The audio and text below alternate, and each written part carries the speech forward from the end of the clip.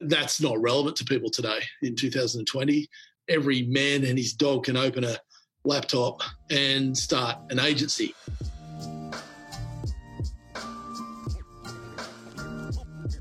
Hi, Craig. Welcome to the podcast. It's great to have you here. Thanks for having us, George.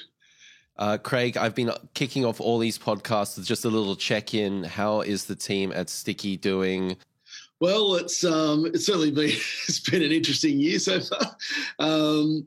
We're going quite well, actually, but I think we had looked late last year. We looked at what 2020 was looking like, and we're actually expecting it to be a tough year anyway. In that economically, I think Australia was maybe edging towards recession, and so we're aware of that, and so we spent a fair bit of time trying to reduce overheads and get the agency lean for 2020 anyway.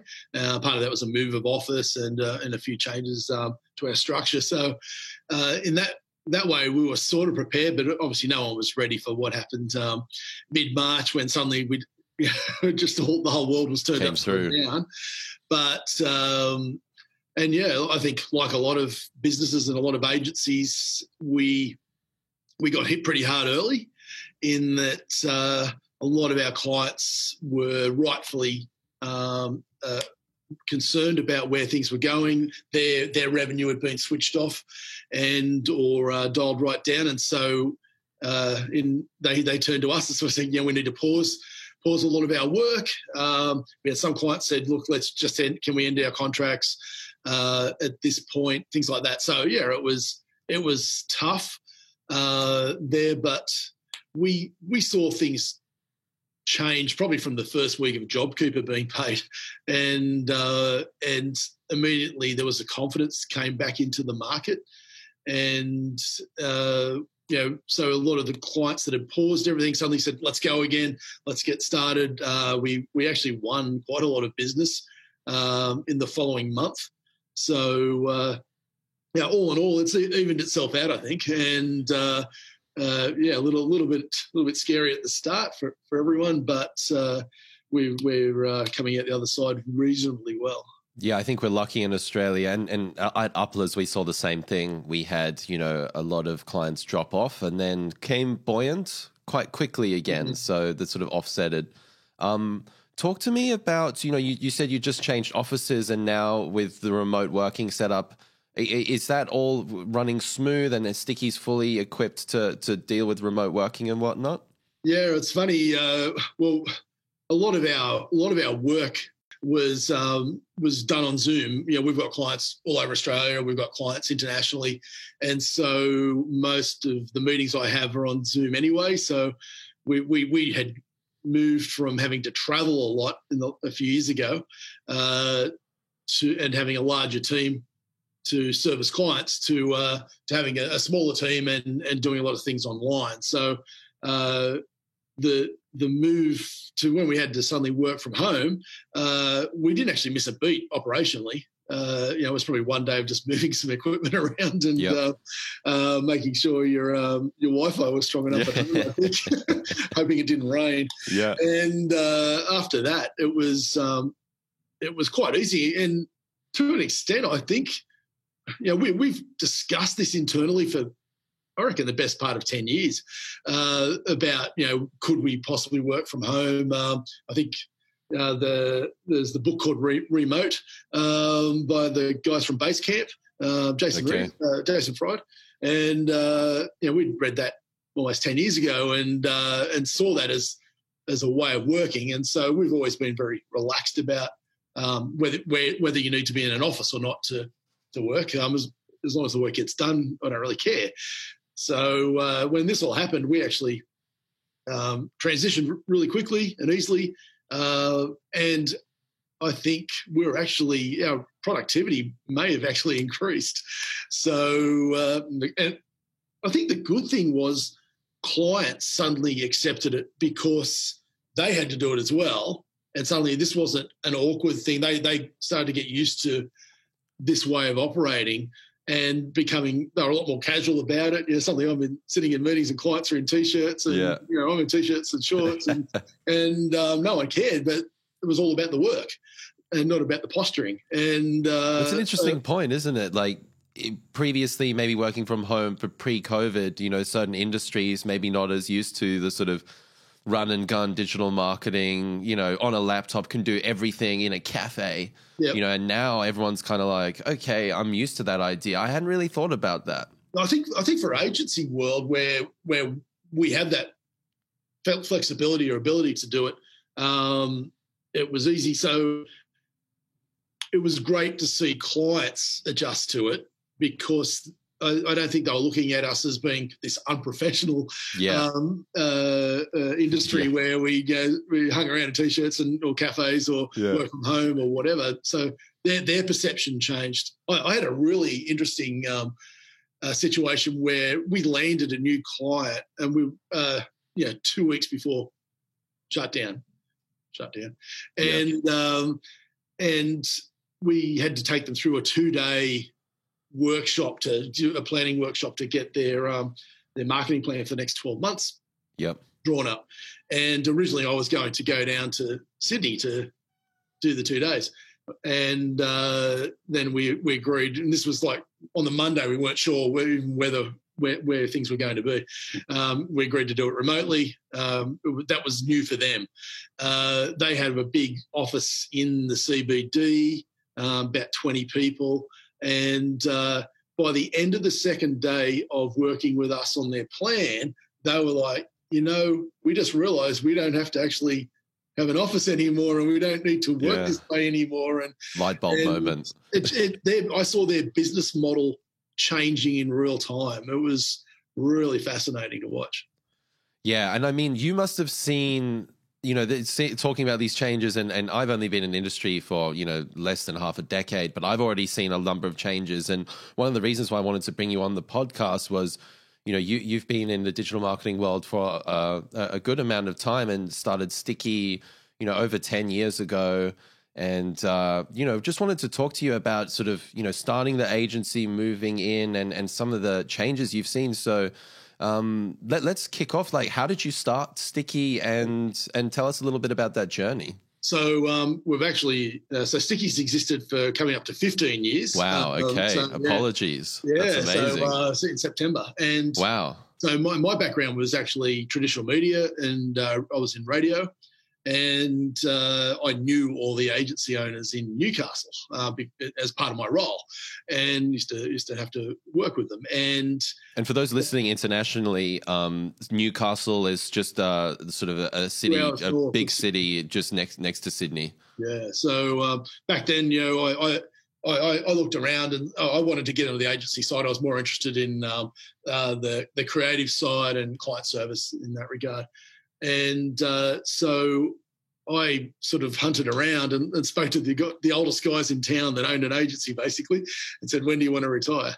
And spoke to two of them. One of them, who I'm still quite good friends with, said, I'm not ready. The other one said, interesting proposition, let's have a chat.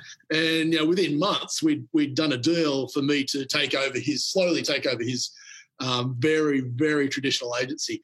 And this place was so old fashioned, and they had a couple of computers, but there were still typewriters clacking away. Oh my goodness. Wow. And I think there were smoke stains on the ceiling. Old paper files. And... Yeah, very much so. And I described it as like Mad Men without the sexiness. Okay.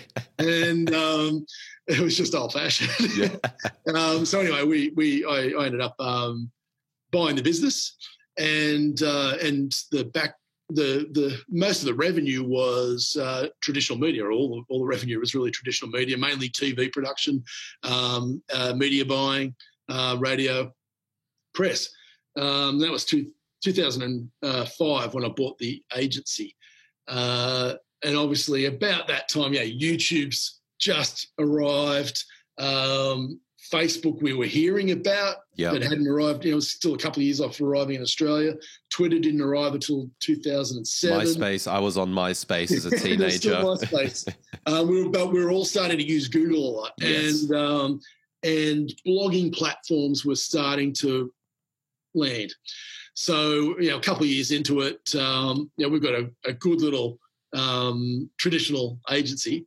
and I've got a team of creatives and account managers, and we're starting to say, what's this blogging thing? And started to muck around with that. I love, I'm sort of a copywriter, so I like writing.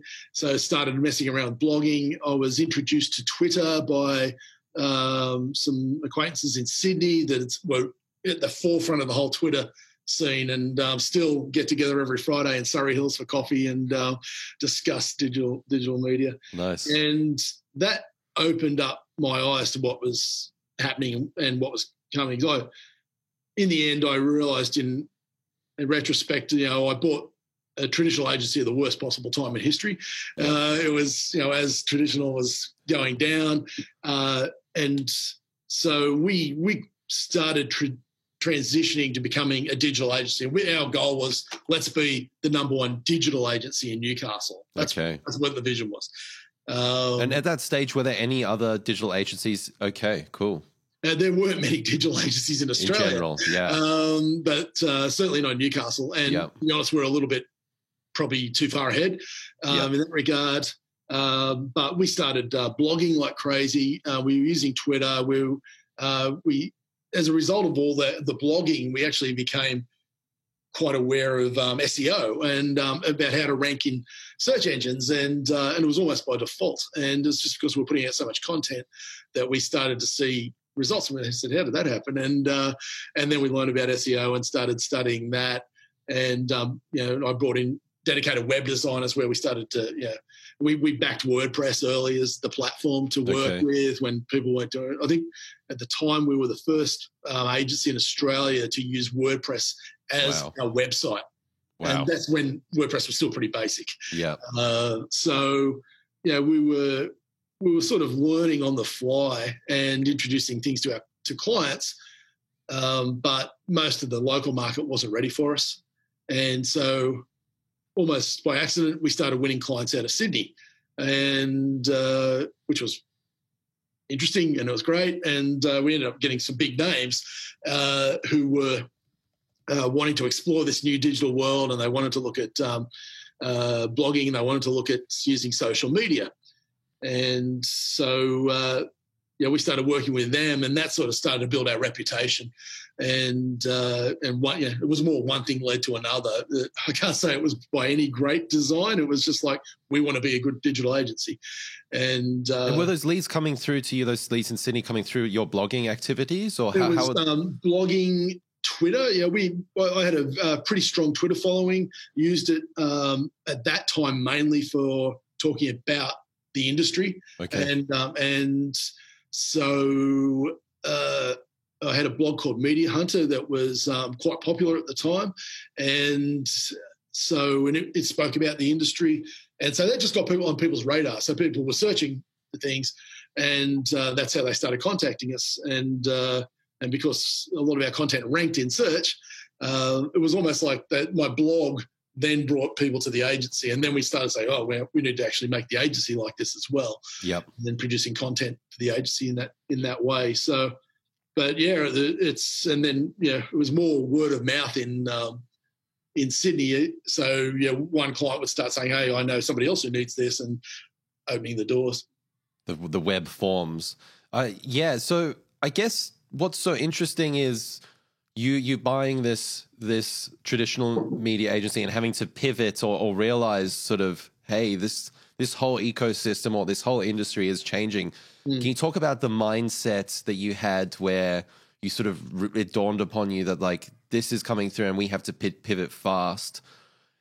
Yeah, I don't think the pivot was fast, but it was, we went through a fairly deliberate transition over probably a 5-year period of going from pure traditional media to a mix of traditional digital to pure digital. Yeah. And that was out of necessity. I had a strong client base. 90% of my revenue was traditional media early on. And you didn't want to cannibalize that. Yeah, and we were doing some good work, and we had some big clients. We had to look after that, but we also saw where things were going. I think the main thing that really tipped it over for me was that I saw that the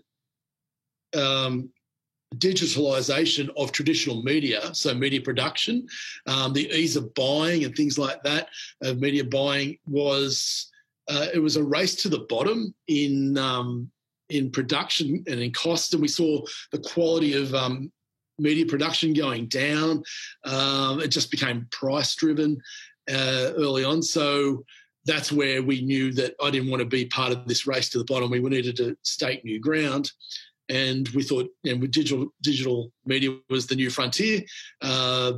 Social was going to be where it was at long term, and search engine optimization was a very big part of our development.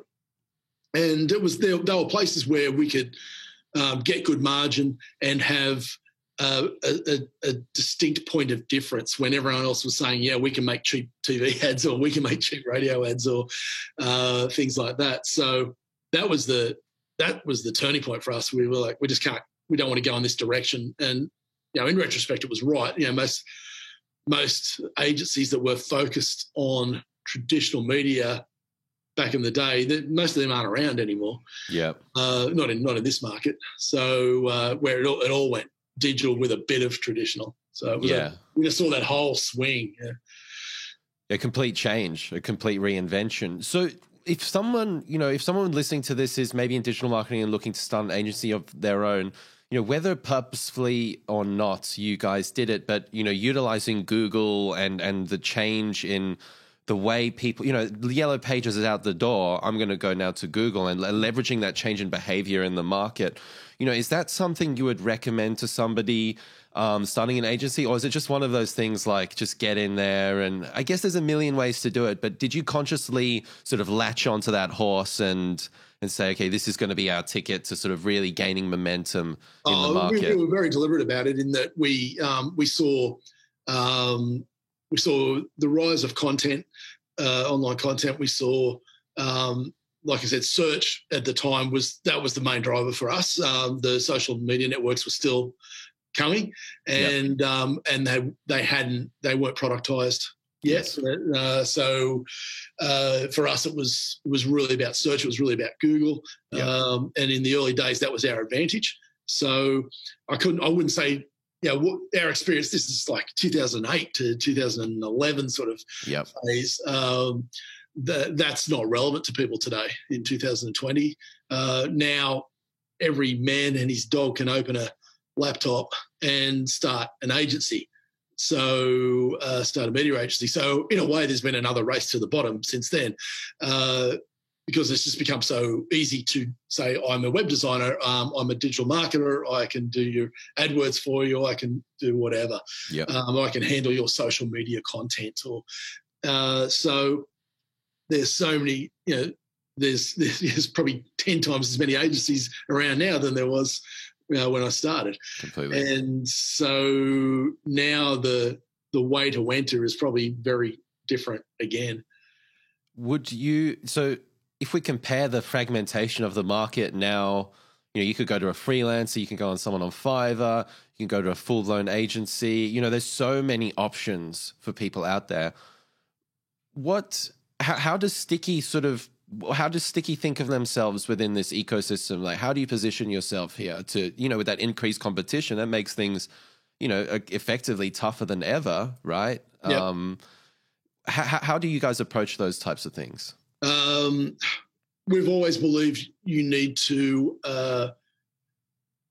be focused on either an audience or a target market or what you're delivering. So, we went from generalist traditional agency to generalist digital agency, but the switch was digital. Now that was our point of difference. Yeah. Then as everyone started to becoming, moving more towards digital, our biggest focus was on organic search. And so, we positioned ourselves as the SEO experts.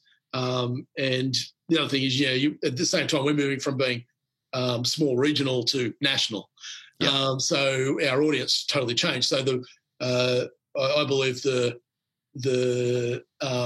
narrower you get with your focus, the broader your audience geographically can be. So we got really narrow on what we could deliver, and it opened up the rest of Australia to us, and then eventually international markets. So, but over the years, that's also evolved, and everyone catches up again, and other agencies start to get really good at organic search. Organic search gets harder.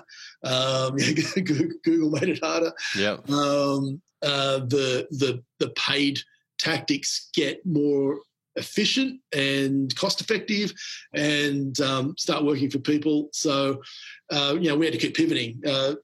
So in the last 3 years, it's really all been about strategy for us. Mm-hmm. So we position ourselves mainly as a strategy agency. I believe just about anyone can deliver on the tactics these days. Yeah. So, but if they don't have a good plan behind them, if they don't have a good strategy, then they are often delivering something that's not going to get great results, or it's not cohesive with the overall marketing plan and things like that. So we're a strategy first agency now. Okay, great. That's really interesting. So do you have an in-house team that's running the execution, or are you outsourcing that? It's blended. So yeah, and this has been a big part of our evolution as well. As I'm sitting about 150 metres away from the second building we're ever in, our second office. I've only moved about a kilometre in 4 offices in 15 years. We've only moved about a kilometre. You like the area? We're on the waterfront, so it's nice. Yeah, nice. In 2008, we moved into a very large office, and we're ready to throw bodies at the business, because that was the traditional agency model: get big clients, throw more bodies at it. And then we, after a while, we worked out that's a pretty bad business these days. Yeah. And now I'm in the smallest office we've ever had, and which we're barely using post-COVID anyway. And I've got the smallest main team I've ever had, about a quarter of the size that we were at our max, but our revenue's higher than ever. Yep. And so, we run with a core team that are very strong on the strategy. They can implement all the way through if necessary, but that's not really their role. They need to understand what needs to be done. They need to be guiding clients and driving strategy. And then we have a blended team thereafter that can, or distributor team that can help us on the delivery, and teams like Upler's and others. So we've got people scattered all over Australia and some offshore that work with us on the delivery, and it just depends on what part of the delivery we need support. Yeah. Okay, that's really interesting, and a trend that I've definitely seen over the last few years. That separation of the consultation strategy side of things and the implementation side of things. You mentioned earlier that a 2-day workshop you had for a client. Is that a pretty standard approach for you guys? And what sort of conversations or what happens in those workshops? So our hero product these days, and that's what we sort of call it, and that's what we encourage clients to create as well, is an initial planning session. Yep. And it can be done face-to-face in a day, but usually it needs a little bit longer. Mm-hmm. Or if we're doing it online like this, then we'd usually do it over 2 days because everyone struggles to sit still on Zoom for 2 days, for a day. So we break it up a little bit. But it's our growth marketing accelerator is what we call it. And so most of the clients that start with us, they start with a growth marketing accelerator, and we position it as there's no obligation thereafter.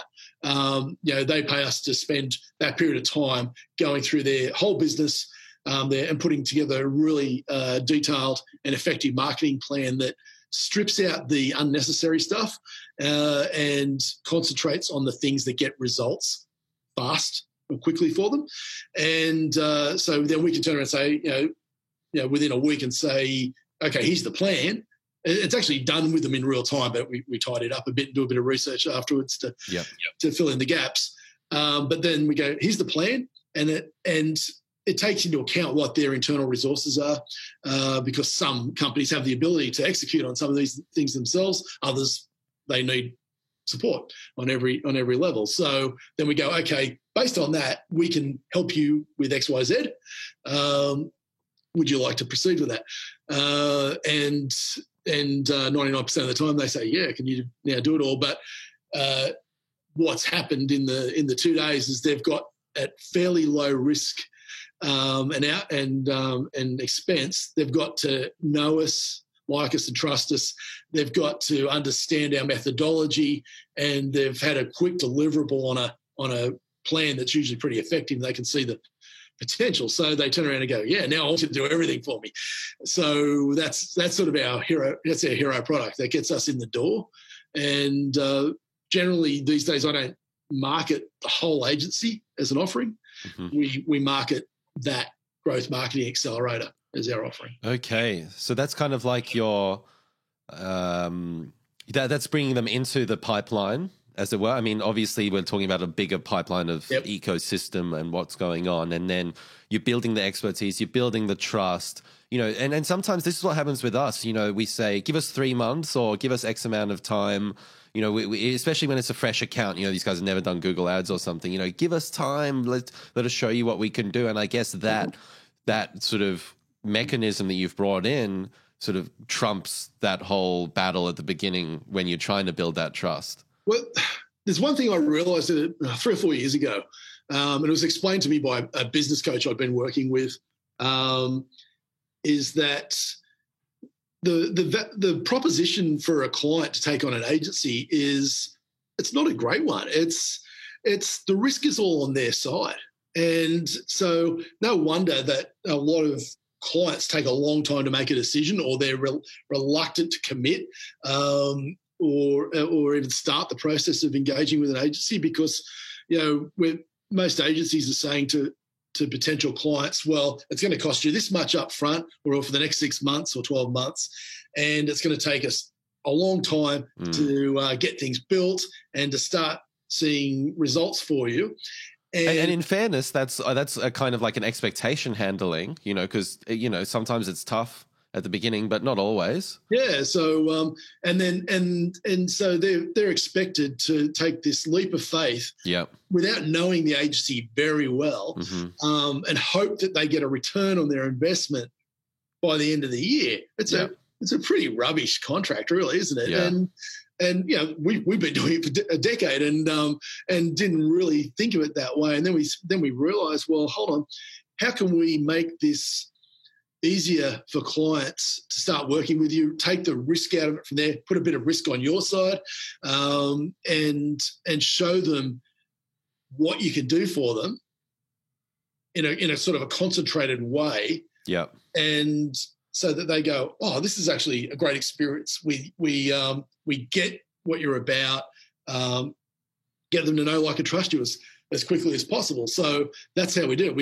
We packaged it up and said, we'll strip out a lot of the rubbish. We'll just get down to brass tacks. These are the things that we know from experience get results. Let's focus on that and do it in a workshop style where you got the key players involved. So they're all around the table. You're not going through levels of management and things like that. And they turn around and go, wow, okay, I get it now. You guys are great to work with. What else can we do? It takes the risk out of it for them. And if you can deliver a result faster. Makes complete sense. So then tell me the rationale behind not calling this, sticky accelerator, or what was that little sort of change there? It's part of sticky, but it's it's creating a product within the business. So the biggest it comes back to that point of difference and the commoditization of the industry. Everyone sells themselves as we're digital marketing agencies, we're a marketing agency. We can do AdWords for you. We can build websites for you. We can do Facebook advertising, SEO, whatever. They're just tactics. It's and most people can do them reasonably well these days. So we said we're not going to sell that anymore. We're going to deliver it eventually, but we need to give them something that they can get their heads around. And most businesses, they want growth. They want to do it quickly. So we called it a growth marketing accelerator. So makes sense. Yeah, give them what they need, package it up a certain way. So yeah, it was about productizing a service, owning the IP, and having a point of difference. But it sounds like, both sides of the table are getting value out of it. I think you guys are probably getting the reduced sales cycle and less effort probably put into there and onboarding clients faster, but not in a cynical, hacky way. You're providing value from their end, looking at their business, auditing it, and then giving them a whole list of recommendations and next steps. So they have an idea of where to head. Well, the thing is, what the process we're taking them through is what any good agency is going to take a client through eventually anyway. But it's often, it used to be done over a very long period of time. Oh, we're going to spend a couple of months studying your business, and we're going to do this, we're going to do that, and we'll come back with this plan and blah blah blah. And it's going to cost you a bomb, and. So we were like, well, I remember, the day we decided to do this, I sat down with my team and I said, if we just stripped it back to these key elements, how quickly do you think we could actually put the plan together and deliver on it? And we actually got it down to 10 days. We said we could actually do this in 10 days, do the plan in one day with the client, and turn around and deliver on most of the strategy and tactics in 10 days. Right. Of course, there's going to be a lot more that comes out of that, but these were the key bits. I said that to my team, do you think we can do it? And they went, geez, we can do it, but it's going to be scary. And so let's put it out there and try. And we offered it to a handful of businesses early, just as a test run, and it worked really well, and it was really exciting, and it was exhilarating from our point of view. Yeah.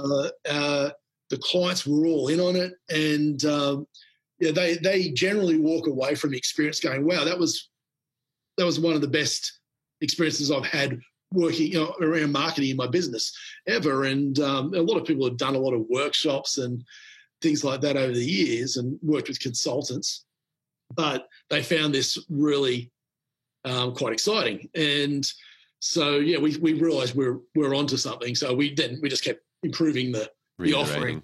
And it is genuinely good for both sides. Yes, the client gets a great result faster, which is really important. And it's cost effective for them to get started without a lot of risk at the front. And from our point of view, it allows us to bring on clients a lot faster. Our conversion rate's a lot higher. We don't sit for months waiting for people to decide on joining with us. And we can bring a lump sum in at the start that is pretty much all around consulting. Doesn't have a lot of overhead against it. And then most of the time the client then stays with us for everything else. So which was what we wanted anyway. So it works for both. So how would you compare these workshops to other kinds of consultants, or what are those sort of major pieces of difference that you see in the market in this sort of sphere of strategy and consulting? I can't really speak to other consultants very much, but maybe your approach, maybe. Yeah, just I think it's just the difference I see is, I've seen some consulting efforts, and I hear anecdotally from clients where they say, we hired a consultant and we got a big report, and then it went in the filing cabinet, and not much came out of it. There was a lot of logic in there, but nothing happened. Ours is very much action oriented. Okay. So it's like, it's only the things we really need to focus on. Get their message right, get their targeting right, build a funnel plan to get activated really, really quickly that we can turn around in a week or two to start getting leads coming into their business and converting them. So they see fast results, and I think that's the main difference. It's genuine speed to market, and the action, like the next steps, and making that tangible and real. rather than just sort of a fluffy, giant, it's amazing, impressive report, but Mm. not something actionable and ready to go. Exactly. So how do you so you think of you don't think about these as multiple ventures, you think this is one ecosystem, as one, or do you like have different teams in here, or is this sort of a blended It's all the Yeah. same business. Yeah. We put other entities out there from time to time to test ideas. But the Growth Marketing Accelerator was a sticky initiative, and it's now our core offering. It's how most of our clients come to us. Of course, we get referred clients, and they just already know what we're like, and want to take on part of our offering, and that's fine. But if a new client comes to us for everything, they're going to go through this process anyway. So we always start with that. We've started other brands as sidelines, and we currently have one that is a stripped down automated version of the accelerator. So it's, where I've basically put workbooks together and recorded a dozen modules that take you through the whole program. So it's for small businesses that just want to try to work it out themselves. Oh, fantastic! They probably can't afford to hire an agency to do everything for them. So like an online course. Yeah, it is. And they one option is they can subscribe to the course and do it online, but they can for a slightly higher fee jump on calls with me or my team for 30 minutes a week to just make sure that it's on track. Right. To re-explain things with them. So that's a very efficient, scalable way to use our IP and our time. I think what is the biggest takeaway from this podcast is your approach to you. I don't think you have a nostalgia or emotion with some of these things. Like if something needs to change, it needs to change. And you've evolved from, a media agency in traditional formats all the way through to this consultation, and it's this strategy consultation model you have now. And, it's not like, that's been a gradual year-on-year, month-on-month evolution over a period of time. And I think, your approach to knowing it's a necessity to change is part of the reason why Sticky's still around. Well, yeah, it's I'm happy to kill the babies if I have to. It's like, there's things that we've built over the years that have been really effective for a handful of years, but then their time passes. But that's just the nature of business in general, and this industry specifically. It's a very fast moving industry. It's you can't keep doing what you were doing. And one thing we've learned is the world can be your oyster in digital marketing or in the marketing sphere. Quite literally, you can work from regional New South Wales and have clients in Los Angeles and Auckland and Brazil and Germany, which we've done all of that, and it's easy enough to do if you're well known in your particular expertise or in what you're offering, and you're delivering genuine results. Do you think that, within all these changes we've discussed, where do you see this further compounding and the fragmentation just continuing to go on, and within these different products, I guess, ratcheting onto that side of the question, I think what you've done really well is, you've got the agency, you've got the Growth Accelerator, and you've also got the online course version, understanding your audience and knowing, what do people actually need? Rather than being stubborn and saying this is the only thing, we're only going to do this workshop. What about the small little e-com guy that wants to get things off the ground?